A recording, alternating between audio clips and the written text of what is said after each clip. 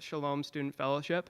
Shalom Student Fellowship is a student group here at Trinity, and our purpose is to help the Trinity community to think and to live in a way that is faithful to our biblical responsibility to the Jewish people.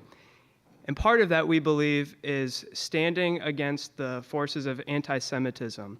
So we're all very glad you came and joined us for this event. Our speakers today will be introduced shortly by Dr. Averbeck, but I want to mention quickly that there will be some books for sale in the back if you'd like to purchase one. And as well, in the front here, we have some memorabilia that you can take a look at following the event. I want to acknowledge and thank Irene. Irene is the student vice president of Shalom, and for all of the work that she did to make this event possible. Dr. Richard Averbeck is going to be our moderator this morning. Dr. Averbeck is professor of Old Testament and Semitic languages here at Trinity, and he is one of our faculty advisors here at Shalom Student Fellowship. So in just a moment, I'll pass it along to Dr. Averbeck, but would you first join me for a word of prayer? Heavenly Father, we thank you for this beautiful morning that you've given to us. Lord, we commit this time to you. Lord, we pray that you would help us to understand and to mourn, Lord, the forces of anti-Semitism. Lord, we pray for the speakers as they present and for us as we listen. And Lord, we commit this time to you. In Jesus' name, amen.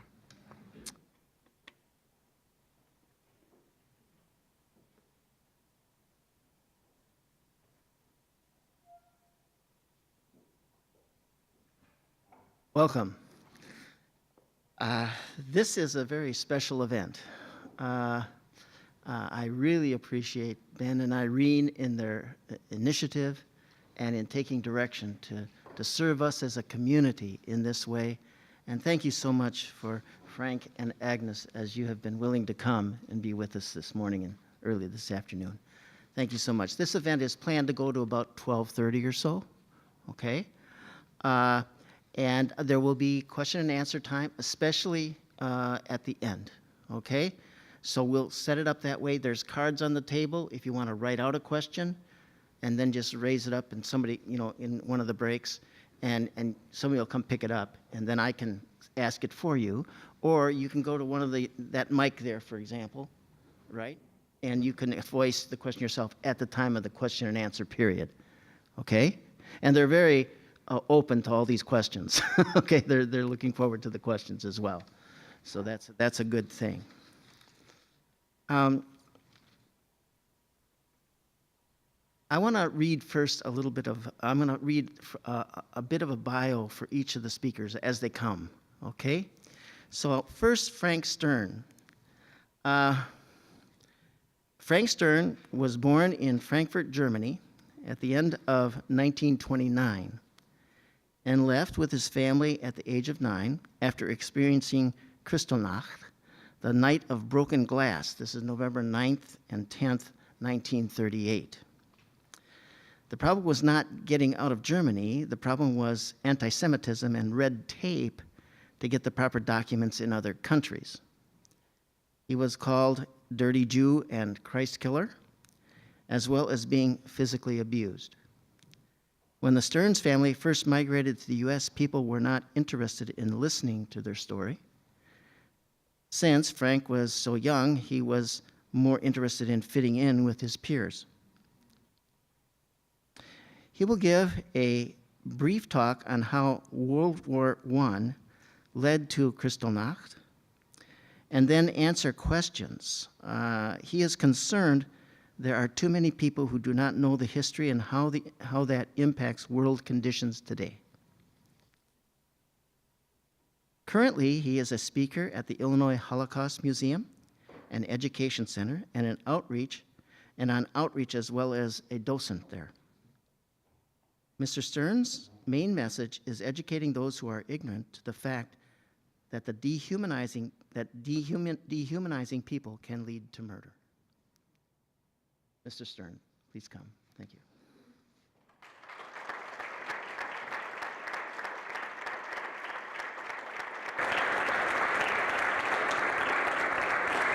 Thank you. Oh, God. All right, I will try to move this down a little bit so I don't go and blast you out. Hi.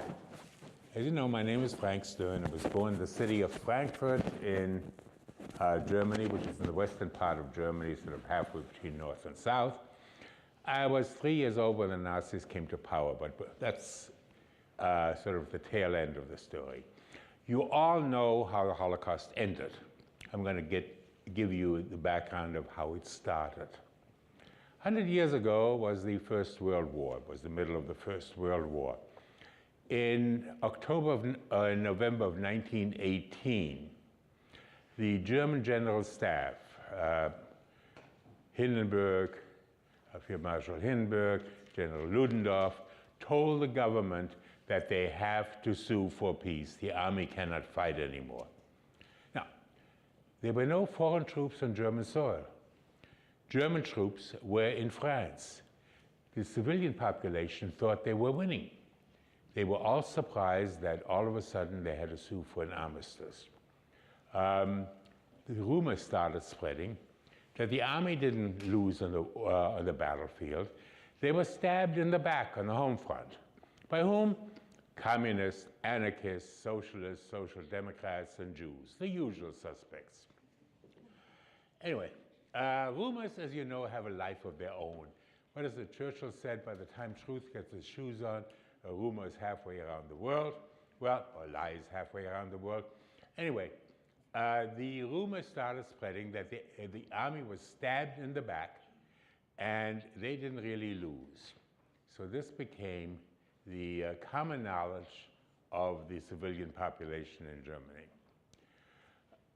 There had been what my father called normative anti-Semitism in Germany for centuries.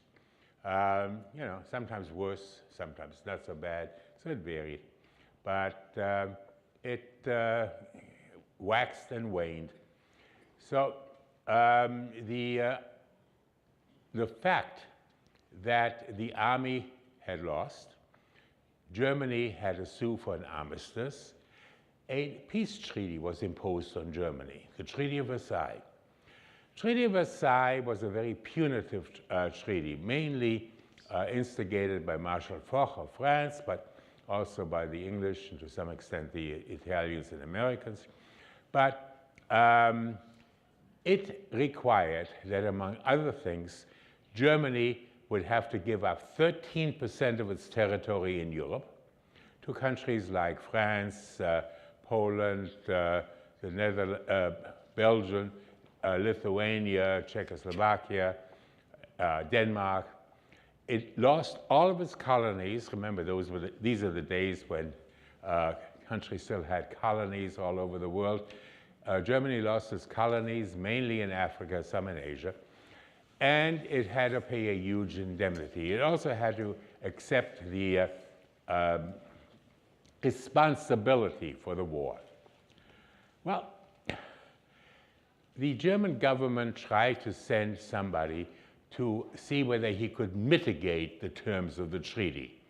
They picked a banker by the name of Max Warburg of the banking house of Warburg in Hamburg.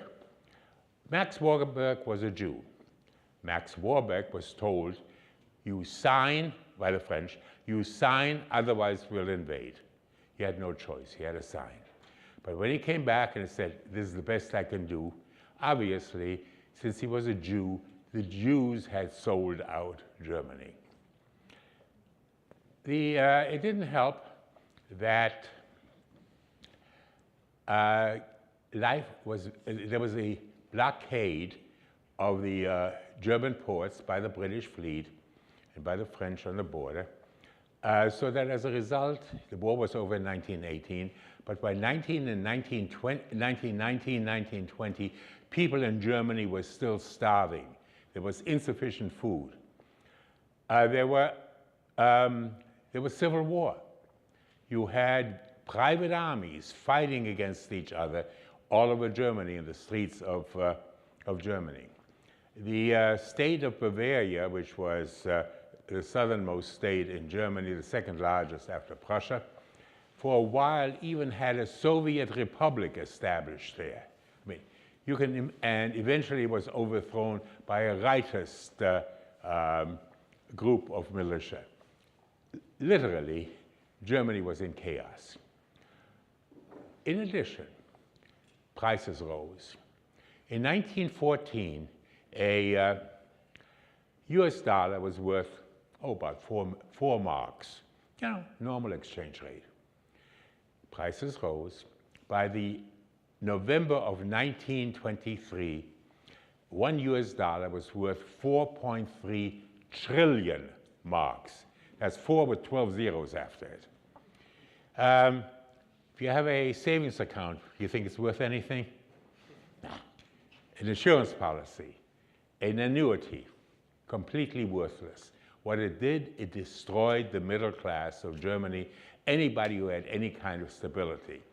People were paid twice a day, and they would immediately spend their money because the money was worthless. Goods of any kind or services were the only thing that was worthwhile. This was the early part of the 20th century. Middle class people, when a girl was born, we're really going back, established sort of an annuity so that by the time the girl was about 20 or 21, there'd be enough for a dowry, to establish a household. One man got a letter in 1922, "Dear sir, we've been saving this annuity for the last several years. It's worth 62,000 mark. It's no longer worth the bank's while to maintain this annuity. We're sending it out to you. We don't have a bill small enough, so we're sending you a bill for 100,000 mark. 100 million mark." And the stamp on the letter was for 5 million mark. So you can imagine what it did to people. Read about one woman had a little bag. You didn't even need a basket full of money. The notes kept on being printed and overprinted and so on. I used to have them as play money, 20 billion marks and things of this kind. Anyway, one woman had a sort of basket went to the market, looked at things. She put the basket down. When she came back, the money was there. The basket was gone. The basket had value. The money didn't. So anyway, you can imagine what it did to the German population, the kind of debilitating things. Various parties arose. Anarchists, communists on the left, nationalists on the right, and in 1920, a little party called the German Workers' Party got started. It had only about 20 or 30 people. Adolf Hitler, who was in the German army, was sent to investigate this little group by his lieutenant in Bavaria. He reported back, it's really a two-by-nothing group, not very important, but Hitler decided he could use it for his purposes. He left the army, he joined the German Workers' Party, merged eventually with something called the National Socialist Party. That's where the term Nazi comes from, Nationalsozialistische Deutsche Arbeiterpartei. And that party was formed. Hitler was a flamboyant speaker. Now, I can't understand him, even if he shouts. And while I do know German, this is too much for me. Anyway, but people obviously came to hear him. This was before the days of widespread radio, certainly no television, none of these unsightly pictures. So as a result, people would come to meetings, and the meetings were usually held in beer halls, because those were the public forums. Each party had its own beer hall in various cities. People would pay admission to listen, and people started joining the Nazi Party. Not too many, because when there were a number of, as I say, there were quite a number of parties. The Nazis were anti-Semitic, but so was every other party in Germany. Anti-Semitism didn't sell. Every party was anti-Semitic. So in 1923, there was enough pressure on the Nazi Party that they should try to overthrow the government of Germany, the government of Bavaria, the state in southern Germany. They marched onto the state capital in Munich, the capital of Bavaria. They left from a beer hall. That's why I call it the beer hall putsch. You know, they left from the Bürgerbraukeller and marched there. The police came out, shot at them, killed a few. Most of the rest ran away. Goering, who was second in command of the Nazis, ran to Austria. Hitler hid with one of his supporters, a man by the name of Putzi Hanfstanger. Hitler was so upset about the failure of this attempted overthrow that he took out his pistol and was going to shoot himself. Now, Putzi Hanfstanger's wife, Helene, was home, and she talked him out of it. Imagine if Helene had gone shopping that day. History would have been different. Anyway, Hitler was arrested. He was sentenced to prison for a year. He served in Landsberg prison, and there he dictated his book, Mein Kampf, My Struggle, My Battle, to his supporter, Rudolf Hess. And it is a diatribe. It's tough reading. It's his view of history, his view of the Germanic race, his racial views. I mean, it is all jumbled together. But he said what he was going to do if he gets into power. Now, ladies, gentlemen, if somebody says they're going to do something when they get into power, believe them.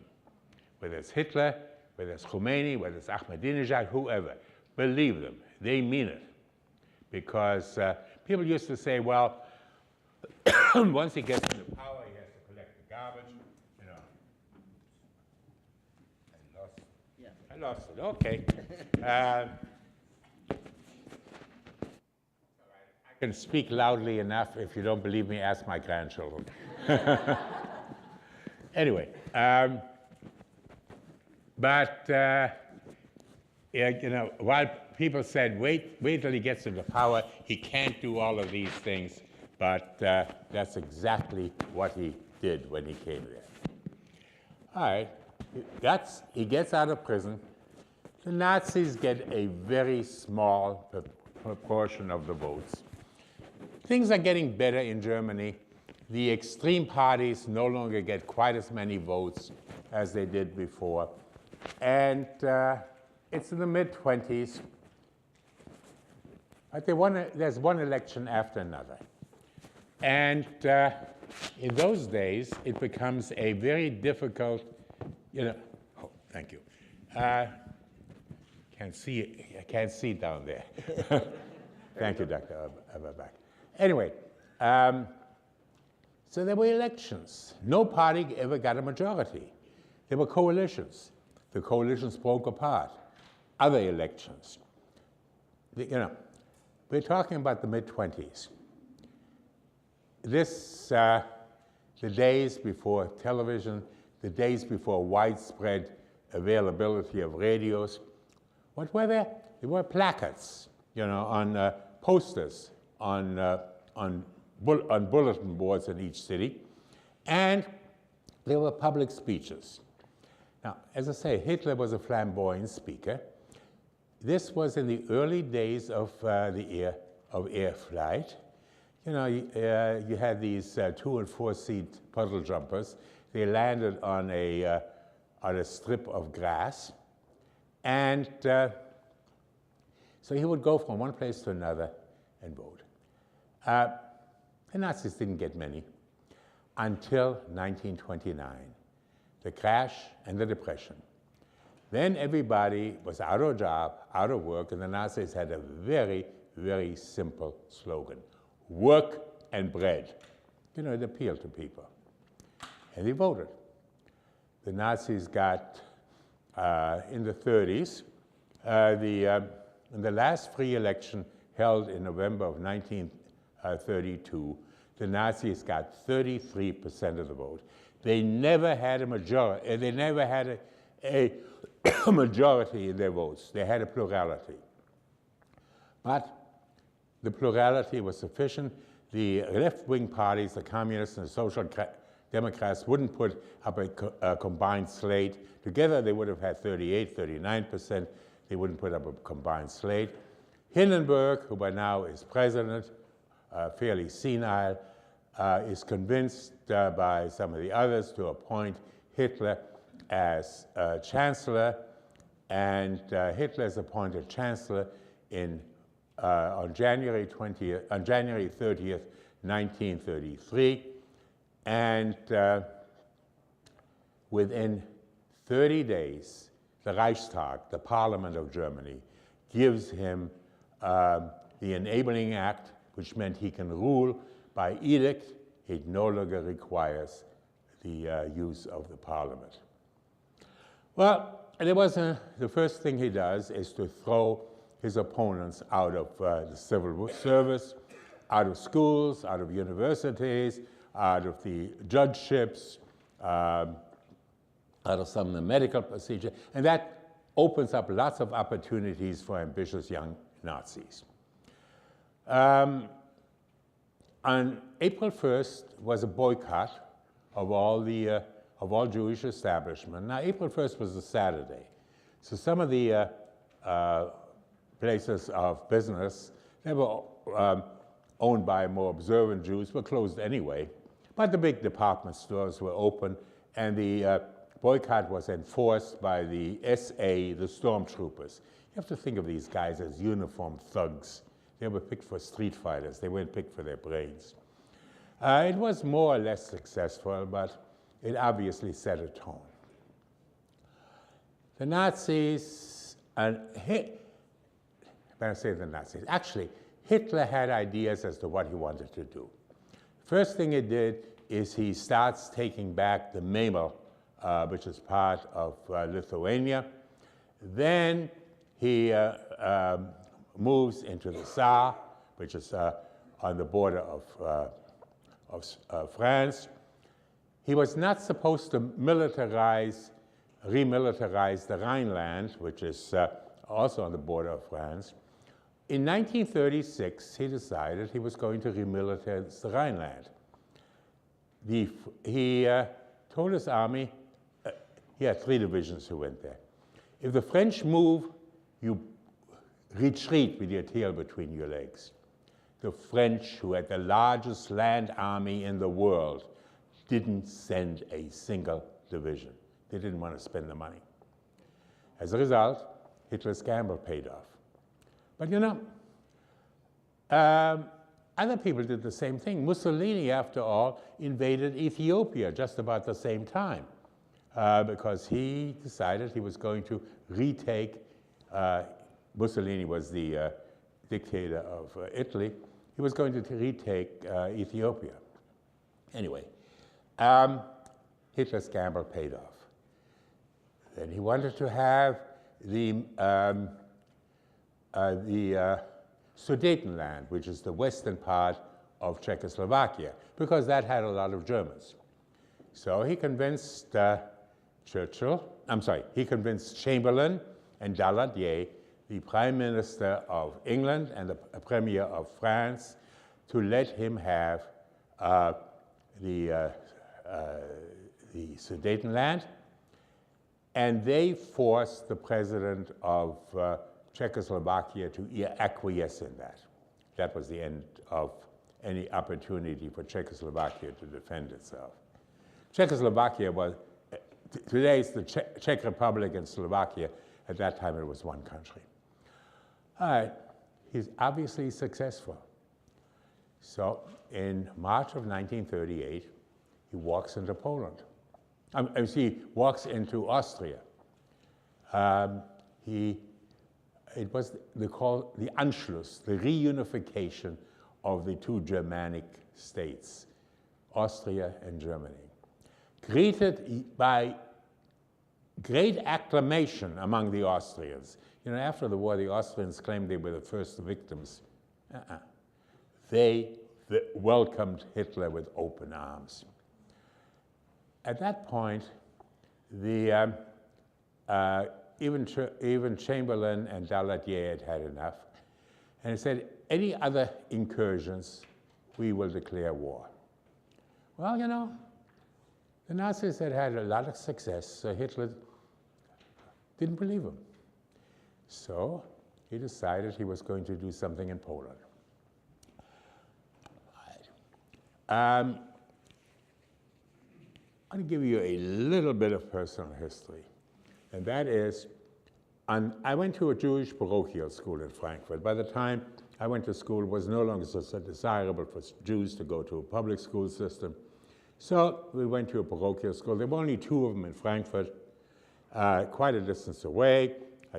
I walked to the streetcar, took 2 streetcars, picked up my friend Teddy on the way, and then walked the rest of the way to school, and then did the same thing going back. Now, when people get upset about kids taking public transportation nowadays, I like to remind them that as a little Jewish kid in Nazi Germany, I took public transportation twice a day, 5 days a week, for about 2.5 years. Yeah, it wasn't pleasant all the time. Every once in a while, somebody would hit me, spit at me, call me a dirty Jew, and so on. But we went to school, came home. On the last Thursday in October of 1938, the assistant principal came into my 3rd grade classroom and told certain students to go home. These students, I found out later, had parents had Polish passports. They had lived in Germany for 10 or 20 years. And the kids were born in Germany, but they still had Polish passports. They were not German citizens. Poland wasn't going to renew the passports, so the Germans expelled them. By 2 o'clock, this was 9:30 in the morning, by 2 o'clock in the afternoon, they were on a train to the Polish border with whatever their parents could get together. I never saw these classmates again. They got to the border, the Germans expelled them, the Poles didn't let them in. There was no man's land between Germany and Poland. It's the end of October, beginning of November. It's cold in that part of the world. And they hadn't brought very much with them. So they were exposed in the outdoors. The Berlin Jewish community tried to supply them with some food, blankets, etc. But we were talking about over 10,000 people who were stuck there. One family by the name of Greenspan had a son who lived in Paris, a 17-year-old named Herschel Greenspan, who was going to school. His sister wrote him about the conditions there, so Herschel Greenspan decided he was going to do something. He bought a pistol, and he was going to assassinate the German ambassador to France. Well, he got to the embassy. They shunted him off to a 3rd secretary, a man by the name of Ernst vom Rath, and Herschel Greenspan shot and wounded vom Rath and escaped. Now, vom Rath had not been a Nazi. In fact, he was anti-Nazi. When his father heard that his son had been shot, his first thought was that the Gestapo had shot his son because of his anti-Nazi feeling. But, you know, they were in the Foreign Service for generations. All right. Ernst von Rath may not have been a Nazi, but now that a Jew had shot a German, all Jews were responsible. 2 days later was the 9th of November. It was the anniversary of this attempted overthrow in 1923 of by the Nazis of the Bavarian government and the hierarchy of the Nazi party. Hitler, Goering, Goebbels, Himmler, and Hess, some of the old-line Nazis, were in Munich, the capital of Bavaria, in order to commemorate this. And when word reached him at about 9 o'clock at night that von Rath had died of his wounds, Hitler left, Goering had already left, but Goebbels, who was Minister of Propaganda, and Himmler, who was head of the police, the SS, and the Gestapo, decided they were going to do something. So they decided to unleash the police, the Gestapo, and the SA, you know, the stormtroopers, the thugs, uniformed thugs, to burn synagogues. Every synagogue in Germany, Austria, and the western part of Czechoslovakia was burnt that night. Destroy ritual items, break into Jewish stores, vandalize them, make sure they're looted, break into Jewish homes, and vandalize them, and arrest 30,000 Jewish males between the ages of 16 and 60. Now, we lived in not in a residential area, it was sort of a combination of residential and commercial area, and they didn't come to us that night. They were busy in the other more Jewish areas of Frankfurt. We didn't have a radio. Radios were no longer permitted to be had by Jewish families. So next morning I went to school as usual. I picked up my friend Teddy. We took the 2 streetcars. When we passed the main synagogue at Bernerplatz, we saw fire engines around it. Now, to an 8-year-old, fire engines are very, very interesting. But we were told to go to school. You know, in those days you still did what you were told to do. So we went to school. We were met at the gate of the schoolyard by the custodian, who said, go back home. There'll be no school that day or for the foreseeable future. We'll get a letter when school starts again. We go back home, take the streetcar. Teddy goes to his apartment. I go to mine. My mother opens the apartment door, tells me to do my homework and to play quietly because my father was sick in bed. Shortly thereafter, the doorbell rang incessantly, and 2 Gestapo agents burst into the apartment. They had come to arrest my father and my older brother. My brother was 18. When they found out my father was sick in bed, for some members of the Gestapo, there was still it was early enough in the Nazi regime, there was still sort of a grudging civil class, middle class civility. And they said, you have a medical certificate at Gestapo headquarters by the end of the day, otherwise we'll come back. Then they wanted to arrest my brother. Now, my brother was really my half-brother. His father had died when he was 6 weeks old, so he never knew his father. But it's the only brother I ever had. I mean, he and I were the only 2. His father had been Swiss, so my brother was Swiss. So my brother showed him a Swiss passport, which meant they couldn't touch him. They could not arrest a foreign national at that time. So disgruntledly, they ripped the phone out of the wall, stalked out. No phone. My mother sent my brother out on his bike to get a doctor. I remember the doctor coming. And examining my father, he must have gotten the medical certificate to Gestapo headquarters by the end of the day, because he didn't come back. I can tell you a story about my cousin, but we're going to run out of time. About 2 months later, I get a letter that school starts again. I go back to school. Surprise, for the first time in my life, I have a female teacher. This was a parochial school. Boys were taught in one building, girls in another building. In fact, there was a chain link fence in the yard between the boys and the girls section. Boys were taught by male teachers, girls by female teachers. But the male Jewish teachers had been arrested. So that was the first, having a female teacher. My teacher, Mr. Marx, came back after a couple of weeks. He had been released from Dachau. He had gotten a visa. And you know, you could get out of concentration camp if you had a visa to go to another country. Visas were very, very difficult to get. Anti-Semitism, which was huge, and depression. Nobody wanted to have competition. Well, he came to say goodbye to us because he was our only teacher, and for those 2.5 years, and then he left. Shortly thereafter, I got diphtheria, which in those days was a rather serious disease, so I was hospitalized in an isolation ward. Nobody could see me except for the doctors and nurses. When my parents came to visit, they had to stand outside of a fence, outside of a moat, sort of shouting across, because you know, in those days, there was very little you could do about diphtheria. You just had to outgrow it. Well, by the time I did, my parents had gotten a 3-month visitor's visa to Switzerland through my brother's Swiss family, and the English were giving out 90,000 visas to people who had visas to go elsewhere in 1940 and 41. My father, years before, in 35, 36, had applied for a quota to the United States. Our quota came up in 1940. It took a while. In the meantime, you know, you needed a sponsor, you needed affidavits of support. You needed, I mean, whole list of paper walls. In the meantime, my sponsor had died. We had to find a new sponsor, et cetera, et cetera, et cetera. Well, when I got out of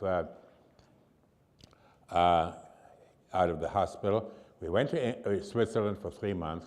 Then we went to England. Now, we got to England. War was breaking out soon, so we got gas masks. The British were giving out gas masks. In the meantime, my mother had decided I should go to school. I didn't think it was such a hot idea. I was perfectly willing to stay home, but I didn't have a choice in the matter. Okay. And anyway, I went to school. She found a school that was willing to take me about 3 hours away from London. They were away for the summer. I was going to go there and come back in with them in the fall. And we got our gas mask. I remember my mother asking the man we're giving the gas mask, do I have to take it along? We're going to go for 2 or 3 weeks. I'm going to go for 2 or 3 weeks. Still remember the guy saying, of course he takes it along. You think Hitler's going to wait? So my gas mask and I took the train to go to school. Get to school, surprise. I don't speak any English. They don't speak any German. Newsflash, if you don't speak the language that everybody else speaks, you learn the language that everybody speaks very, very quickly. By the time I got back to London, about 4.5 months later, I was more or less fluent. Yeah, my vocabulary left something to be desired. My spelling was atrocious, but you know, I could communicate.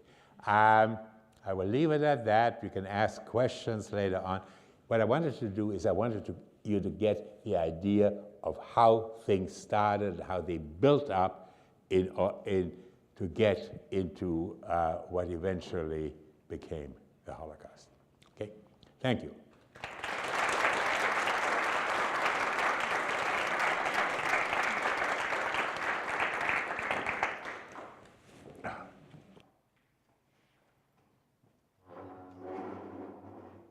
That was fascinating. Now, we're going to move on to Agnes, and she will speak. And let me give a quick introduction. Agnes was born in Budapest, Hungary in 1933. She survived the Holocaust as a hidden child. Her nanny, Julia, a valiant Catholic woman, hid Agnes in her home. She lived with Julia through constant bombings in a dark, dingy, smelly basement until the Soviet army liberated them. The question became, what will kill them, the bombs or the Nazis? Survival had become unimaginable. And then Agnes was reunited with her father post-war, and there's a lot more to the story, but I think I want to give Agnes the time to tell us her story. Okay?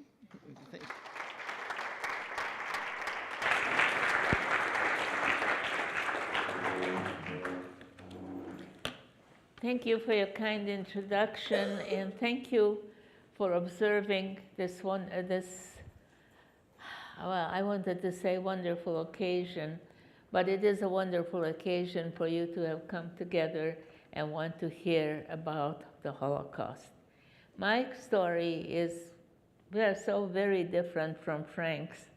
He talked about a lot of history. I'm going to talk mostly about myself and my survival. I was born in Budapest, Hungary in 1933. My parents owned a haberdashery store whereby they sold yard goods and the accessories that went with making men's suits. Their customers were mostly tailors. And I was born after 8 years of marriage, very much wanted, was the only child in the family. My mother had a set of parents who lived out in the country in a small town called Rákosliget, and Grandma and Grandpa raised chickens and ducks and geese, and it was almost like a small farm with some vegetables growing, and the aroma from the fruit trees was wonderful. And I spent lots of times, especially during summer vacation, with Grandma and Grandpa, and I loved every minute of it. And then my mother had a sister who was married but childless, so she showered her love on me also.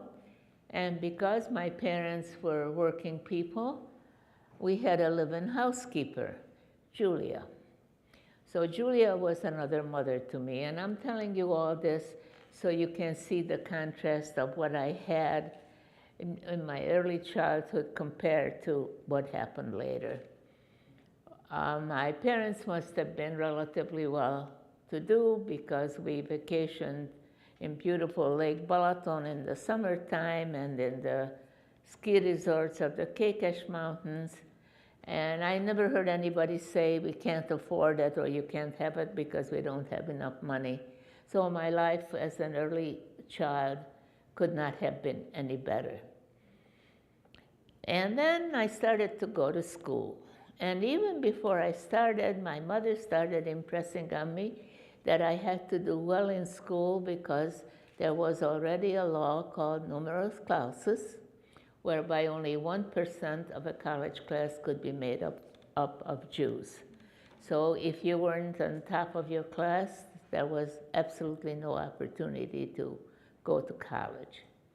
My mother had two more sisters who had immigrated to the United States long before I was born. Her older sister, Etta, was a physician, and so was her husband. I truly think that was my mother's ambition for me also, to become a physician. So I got enrolled in school, and I was sent to a girls' Catholic school. Now, there were other Jewish little girls there also. I felt absolutely no anti-Semitism in school. We were all treated equally. After school, the Jewish kids went their own way, and the Catholic kids went their way, and we never played together. Because it was a Catholic school, we had a half an hour of the New Testament every morning, so I became well acquainted with it. And there was a teacher who came in to teach the Jewish kids our religion a couple times a week. Obviously, there was no separation of church and state as you know it in the United States. By the time I graduated, the school was 4 years, and then you graduated, and then depended on your grades, whether you went on to a Polgari, which was a trade school of another 4 years. If your grades were on a so-so, that's what you had to do, and if your grades were good enough, then you could go on to a gymnasium, which is a college preparatory school, and that was a matter of 8 years. And I remember going with my mother after I graduated and looking at a poster on the door that had the names of the kids who made it into the gymnasium, and tears of joy ran down my mother's face because, yes, I was admitted now. I was started to go to the Jewish gymnasium. By this time, the Allies were bombing. I knew very little about the war. My parents tried very hard to spare me the details. I understand my American relatives kept urging my parents to immigrate. And my father's mantra was, Jews have never had it so good in Hungary, and we have the well-going business, and the rest of the family is here, so we don't want to go anywhere. And then finally, around 1942, I think my parents woke up to the realities that maybe things will go downhill in Hungary too, and our immigration process began. We got so far that we had all our papers, and our luggage was already in Lisbon when the Germans wouldn't give us the visa to go through their country. Had we been able to immigrate at that time, my life would have gone very, very differently. We got our luggage back, and now this is the way we got caught up in the Holocaust. So the Allies were bombing at night, and we had a hidden shortwave radio. And when we heard Achtung, Achtung, Glücksspiele, we knew that the air raid sirens would go off. And we all grabbed some warm clothes. I lived in a 3-story apartment building and headed for the basement. And yes, the building shook, and people were scared, and somehow in my 10-year-old mind, I couldn't even fathom that our building might be hit. and it wasn't. But when the all-clear signal came on, we went upstairs, and I could see flames shooting up to the sky, and also smoke filled the air. And next morning, like nothing had happened, it became such a routine that I got up, I went to school, and my parents went to work. And this went on until March 1944. March 1944, the Germans walked across the Hungarian border. Now, they didn't fight their way across because Germany and Hungary were allies.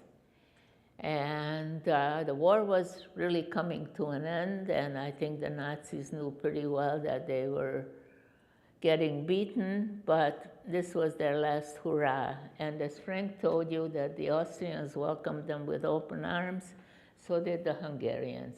There was a depression going on in Hungary also. They were promised better jobs and money, and so they were very, very welcome to Hungary.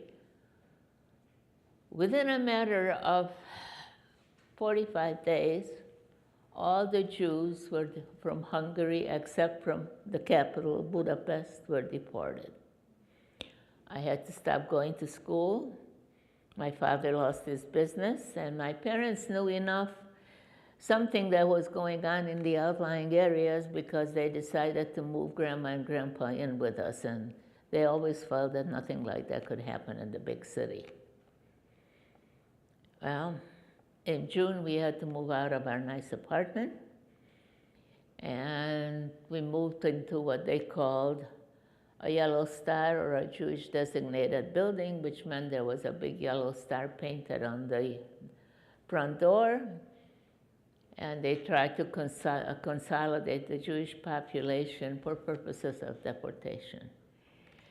So now, Grandma and Grandpa, Mom and Dad and I lived in one room, and two ladies, an elderly woman and her middle-aged daughter, in the other bedroom. To say that we were crowded is an understatement. As a child, the worst part for me were the bed bugs. I had never even seen a bed bug in my life, and after I went to sleep the first night or second night, I woke up with big welts, and this repeated itself on a nightly basis. Food was turning scarce. Jews were only allowed to go to the store late in the afternoon, and by that time the shelves were pretty clear. My grandfather got sick, when he got so sick that we couldn't keep him at home. So we took him to a so-called hospital, and you've all seen MASH or some other old wartime movies where the cots are lined up one next to the other. And that's the last time any of us saw Grandpa. Whether he died of natural causes of starvation or they killed him, I don't know to this day. But I still had my grandma and my mom and dad. And while my mother was no cook, Grandma was there, and she made do with whatever she could find. Unlike many others, we weren't starving. There was always something to eat. The bombings became more frequent. And one day, a troop of Nazis marched into the building, and the gunshot rang out into the air, and they ordered the men, working-age men, like 18 through 45, to line up downstairs. Well, the Budapest winters are similar to cold Chicago winters. So I remember my father had his heavy coat on and a backpack, and one of the biggest lies the Nazis told people to keep them calm is that they're taking these people to work and that they would be back. Of course, that was not their intention. Their intention was to take them to concentration camps. But now my dad said goodbye to us, and I'll see you soon, and he's gone. And a few days go by, and the same scenario takes place, and this time it's the ladies. And I'm 11 years old by now. My mother stood in front of me in her gray Persian lamb coat and boots and little backpack, and She tried so hard to put a smile on her face for me so I don't get scared. And just like your parents would have said when you were a child, if they were going away for a week, listen to Grandma, be a good girl, and I'll see you soon. Except the soon never came, because that's the last time I ever saw my mother. I was very lucky. I was always with somebody I knew would take care of me. Unlike many other children who were torn away from their parents, and God only knows the fear and the horror they must have felt before they were sent to their death. I was always with somebody I knew would take care of me. So I still had Grandma, and then one day there's a knock at the door, and it's my father, to our surprise, and he tells us the story that he was on a train, not knowing where they were going, and a couple of Nazi officers needed directions to Budapest. That was his lucky day because he spoke a fluent German, and he became their guide. And once they got back to Budapest, they let him go. So as soon as he saw my mother was gone, he said, I'm going to go after her. I know where they're collecting the people. They're collecting them at the brickyard. Well, that was true in all cases because the brickyards were all located on the railroad, and that facilitated the deportations. And I, as a little girl, tugged at him and said, Daddy, please don't leave me. Mommy is not here. Please don't go. And even my grandmother said, there's nothing you can do for her. And Grandma was absolutely right. And so he didn't go. A few days later, once again, there's a knock at the door, and you have no idea that the fear that envelops you when you hear a knock at the door, because you automatically think it's the Nazis. But it was Julia, our faithful housekeeper, a Catholic lady, who took me home with her. My grandma threw a few articles of clothing into a brown paper bag, and we took off my yellow star. Oh, that's one of the first things we had to wear once the Germans occupied the country. Everybody had to wear a yellow star. And she explained to me on the streetcar that we're going to tell the neighbors that my parents sent me to her, my aunt, to get away from the Russian occupations, because the Russians were occupying Eastern Hungary already. And also she taught me the rosary, which is something I did not learn in the Catholic school. So I was a child truly hidden in the open. She also warned me that one of her neighbors was a big Nazi sympathizer, and I had to be very careful of what I said. Can you imagine the burden on an 11-year-old child who knows that she can't cry out and say, I want to go home to my mommy and daddy, or can't even laugh out loud because you can't do anything to bring attention to yourself? Once again, I was lucky. I was with somebody who would take care of me.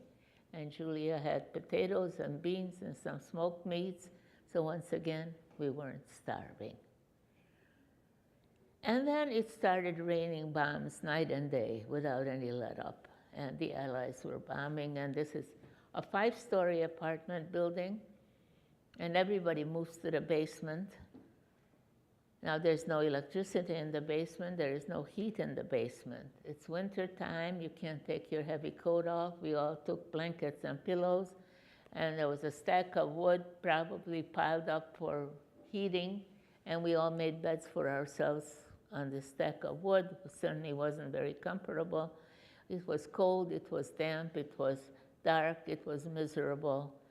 But above all, you got a 5-story building and there are no toilet facilities. So you can imagine what the place smelled like after a couple of days. Bucket was passed around and the waste was thrown out during the dark of night. And we lived like this for about 3 months. And towards the end, the question became, what's going to kill us first, the bombs or the Nazis?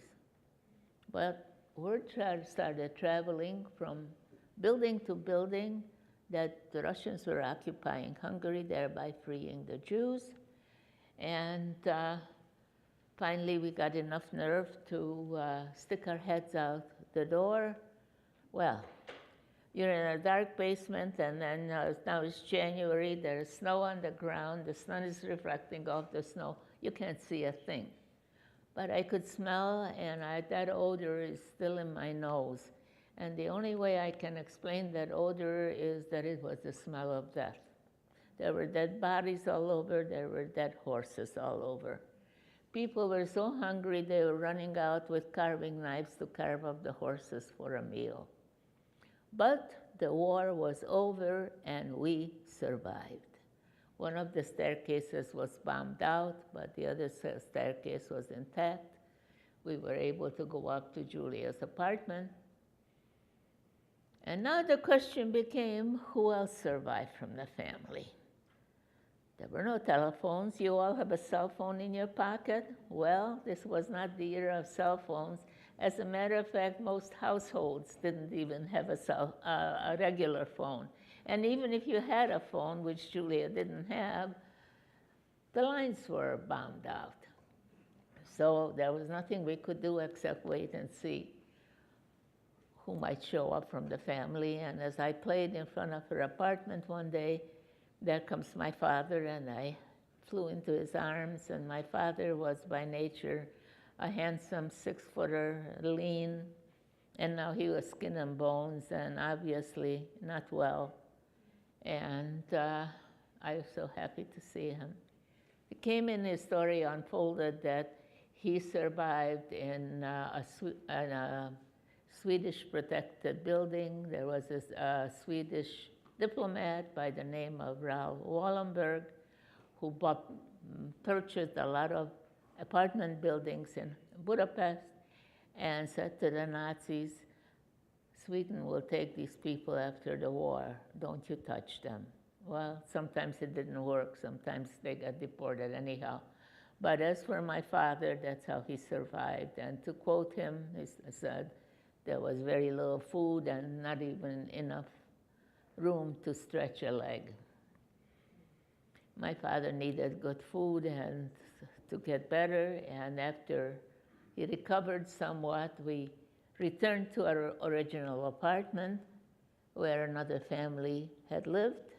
They were decent people to our good fortune because most people were robbed of everything they left behind. They left our furnishings all intact, and for a brief time, we actually shared the apartment with them until they found another place to live. And now the question became what happened to the rest of the family. Slowly, life took on some normalcy. My father got his business back. I started back to the Jewish gymnasium. But every day, there were trainloads of deportees returning. And with every trainload, I looked for my mom, and she wasn't there. And then we found out that a couple of days after Julia had taken me, the people who were left in the Yellow Star houses were all pushed into the Budapest Ghetto. The ghetto was mined with dynamite according to Eichmann, according to Eichmann's instructions, and he had planned to blow it up. But the people weren't dying fast enough for the Hungarian Nazi Party. And on a cold night, they came and marched a group of people down to the shores of the Danube, and this included my grandmother and my uncle and aunt, and they were law-abiding, good, decent people. They were always Hungarian before they were Jewish. Their only sin was having been born Jewish. And they were the Nazis were running low on ammunition, and so they learned that if they wired 8 or 10 people together with one bullet, they could sink them to the bottom of the icy river. And that was the fate of that part of my family.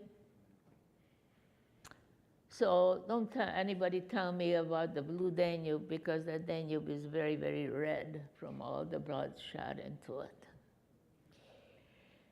And then one day my father came home from his business and he sat me down and he was crying, and he said a lady came in who was in Bergen-Belsen, where Anne Frank died, with my mother. And then my mother died on Friday, January the 13th, 1945, of so-called natural causes, which probably meant starvation and typhus. How this lady remembered the exact date and where to find my father, I don't know, but today I have authentication that that is when my mother died. So now that we knew that nobody else was alive, our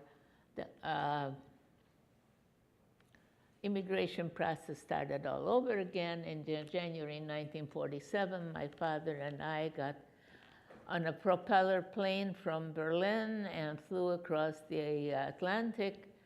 My father told me all kinds of stories. I don't know if he believed them himself or if he was just telling his little girl some things that are good about America. But I had 3 boy cousins in America, and they told me that I would be the princess because I am the only girl. And the streets are paved with milk and honey, and everybody's rich in America, and nobody washes clothes. You just throw it out and buy new. Okay? So this was my first impression of America. So one of my uncles, my mother's younger sister's husband, came to meet us in New York, and we took the train to Chicago. And there I met 2 of my cousins. One was a year older than I was, and the other one 2 years younger. My other uncle and aunt had a son who was exactly 3 years older than I was. And I told you that they were physicians, and they heard my father coughing. And they sent him for a chest x-ray, and he had tuberculosis. So those days, tuberculosis was not that easily curable, and they sent him to a tuberculosis sanitarium, which is today DuPage County Hospital. And he was there for almost a year. And they enrolled me in school, and I started in the 3rd grade because of the language problem. I mean, here I was with people who told me they were my family, but these are not the people I grew up with. They were strangers to me. I'm in a strange country with strange customs, and the language I don't know. Although I had some English lessons in Hungary, but nothing like the spoken English. So within a year, I started in the 3rd grade. I learned enough English to graduate grammar school, and just about that time, my father was pronounced negative, and he was coming home to me, and I couldn't wait for him to come home because, no, I wasn't the little princess, because since I was the only girl, I was asked to do the dishes and set the table. Nothing that I didn't ask of my own children. But you know, to a little girl who never stepped into a kitchen, this is not what princesses do. So my daddy's coming home to me, and with that came another blow in my life, because my daddy said that he couldn't assimilate, he couldn't learn the language, and he wants to go back to Hungary. And my wise uncle said to him, if you insist on going back, I'll pay your fare, but in no way will I pay for you to take the child back to that horrible country. And now I lost my daddy too, and you can imagine what this had done to me emotionally. My high school years were very, very difficult emotionally. I did well in school. I wanted to go on to college like most of my friends were going, but I don't think that was in this family's budget. And I got a scholarship to Mount Sinai Hospital's nursing school. I never had a boyfriend all through high school. And when I was a senior, a young man came into my life. And hey, there was a boy who really liked me, and he came to see me more and more often. And within 6 weeks, he asked me to marry him. And there went my scholarship out the window. You know, was so important to me to be with somebody I felt who loved me, because I'm sure my uncle and aunt and the family loved me, but I never felt the unconditional love that a child automatically gets from the parent. And so, age 18, I got an engagement ring, and the following October, we got married. And there's so much more to this story, but I really have to cut it short. The marriage brought 3 children. I think that was one of the happiest times in my life, when I had a loving husband and 3 little kids around me. I truly enjoyed every minute of it. And he never did well financially, but we managed, and it was still better to have a home of my own. Unfortunately, after 15 years of marriage, I realized he was mentally ill, and I don't have the time to go into that, but I also realized that I would have to support 3 children, and all I had was a high school education. The Jewish Federation came to my aid, and they sent me to, well, they wanted to send me to college, and I said, I don't have 4 years, I have to support my children. So I went to business college, and that enabled me to get a job. And everybody had enough to eat, and everybody had shoes on their feet, and that's how I managed to raise my 3 children by myself. And from the 3 children, I have 4 wonderful great children, and I even have 4 little ones, great-grandchildren. And I have written my autobiography, which is for sale. If you wish to have it, it's $20. I'll be up in front if you're interested. It goes into much more detail than the time I've had. I thank you for being a good audience, and please never forget that the Holocaust really happened, because today you met 2 people who lived through it. And don't ever let anybody deny that it happened. And I hope you all turned out for the elections, because this is a free country, and that's the way we want to keep it. And don't make a judgment of people who you see, what color they are. If they look different than you are, get to know them. And then if you don't like them, you don't like them. But don't, well, that's the truth. I mean, you like some and you won't like some. And that's the way the world goes. And the United States is getting more and more diverse. And I have friends of every color and race. And I am terribly scared of anti-Semitism rising again all over the world. And in this country, we've had 2 cemeteries desecrated recently. And it really scares me, not for my sake, because I've lived, but for my children and my grandchildren's sake. So it's up to you to prevent it from happening again. Each and every one counts. Be an upstander and stand up for the guy who's being picked on. And I thank you so much. You've been a great audience. And thank you for having invited me to speak.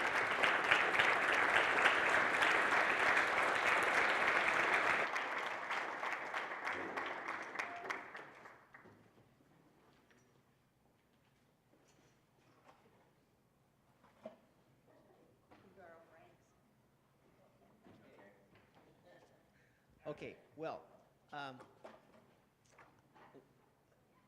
do we have any questions, things that you would like to ask? They would love to respond to questions here at the end of our time. Why don't you go to the microphone there, okay?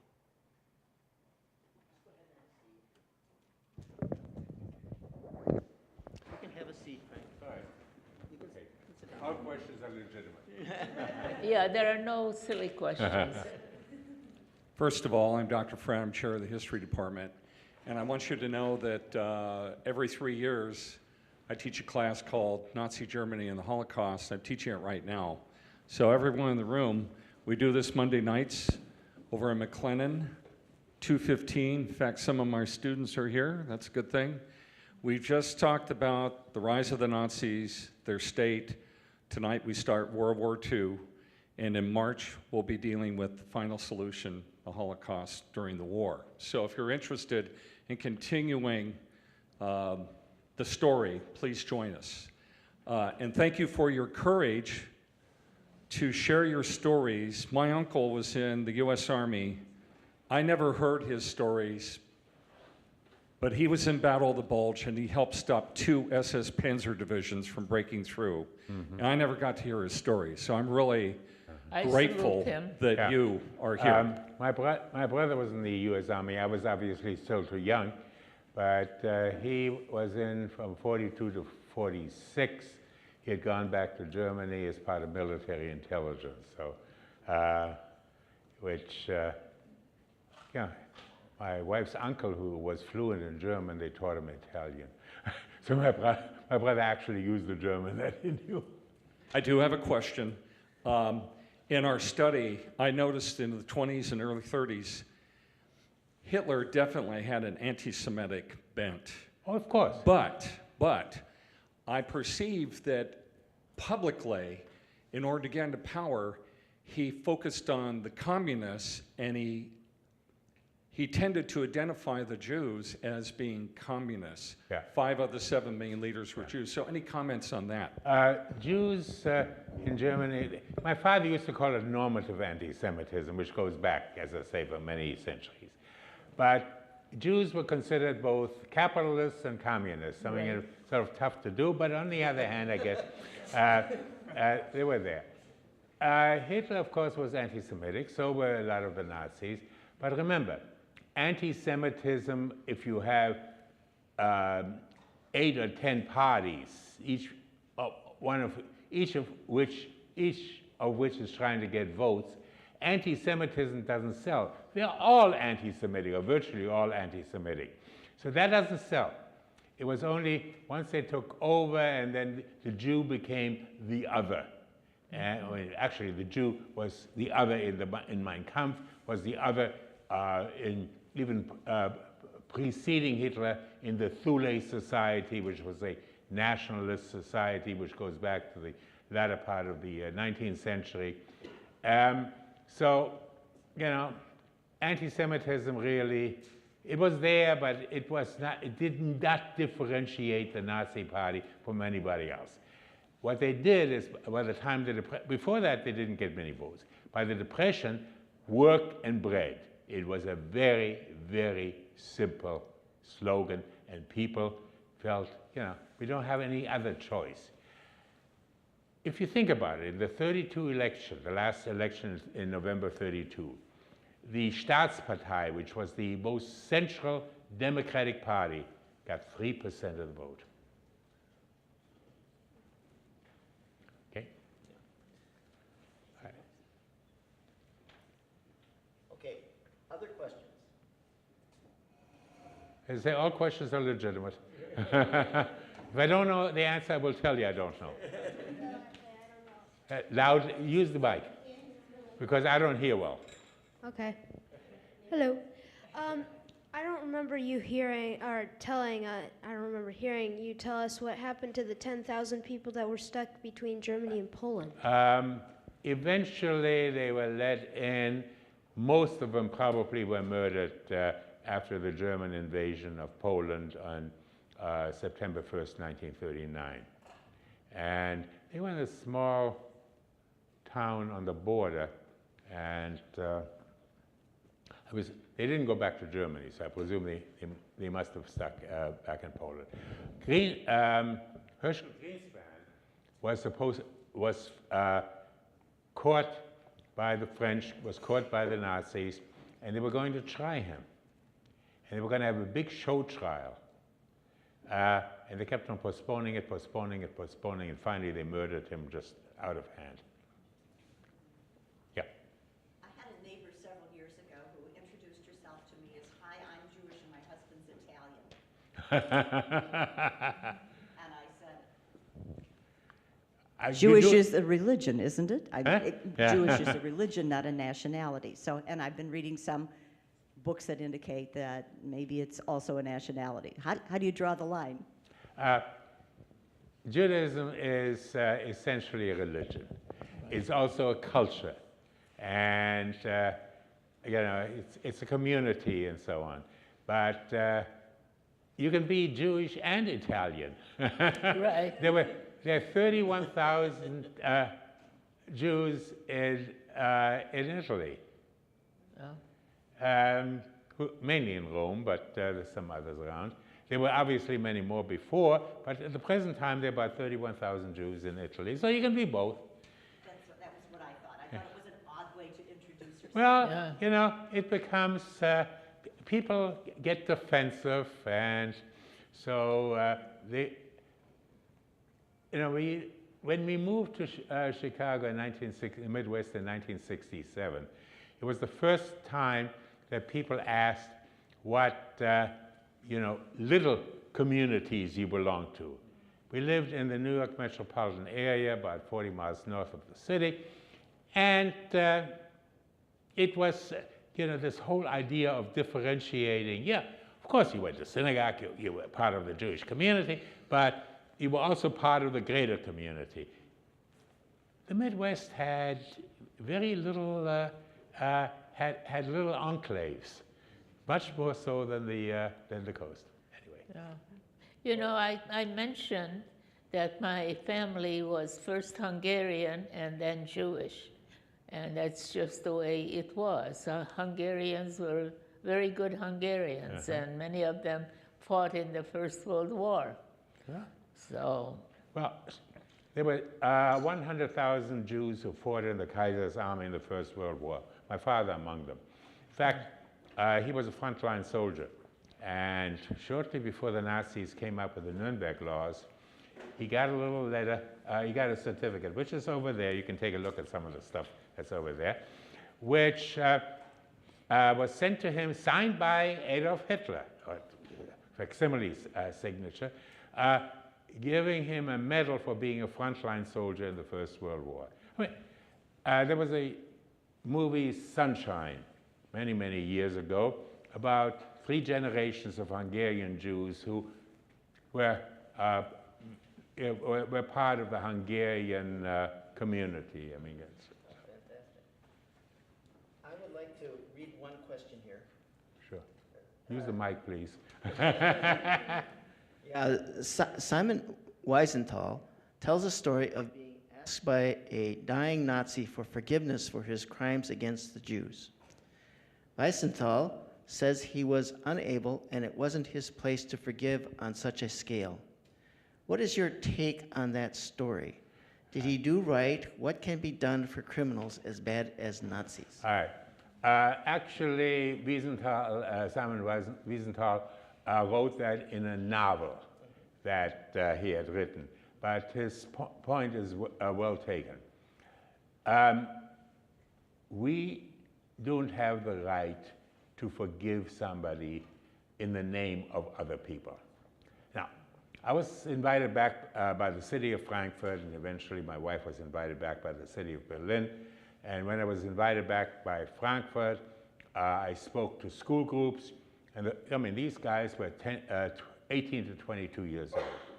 My first comment to them was, you are not responsible. You're 18 to 22, this was in 2006. You obviously have no responsibility for what happened.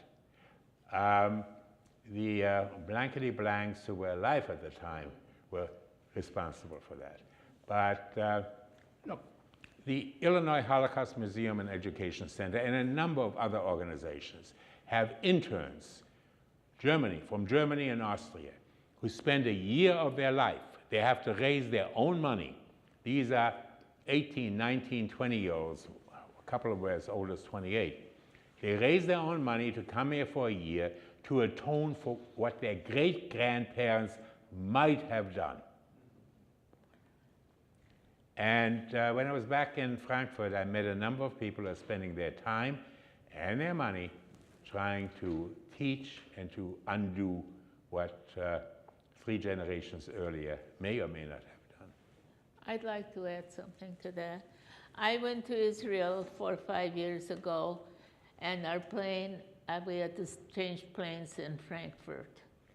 And you can't imagine how uncomfortable I felt on German soil.